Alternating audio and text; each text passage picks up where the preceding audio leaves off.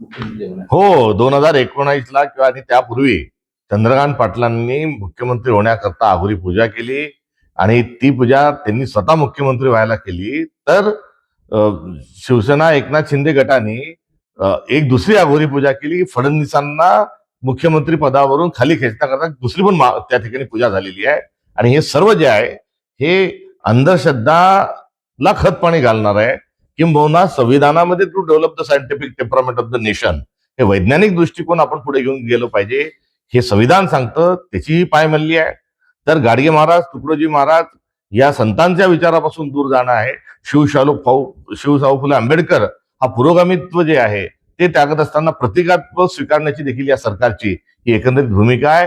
हे निषेध आणि राजीनामा याच्या पलीकडे हे केवळ किळसवानच नव्हे तर महाराष्ट्र नव्हे तर आपला संपूर्ण समाज कुठे घेऊन चाललाय. तर हा अत्यंत दलित आणि अथाईत 3000 वर्षपूर्वी आपल्याला पुन्हा घेऊन जाण्याचा याच्यामध्ये प्रयत्न आहे.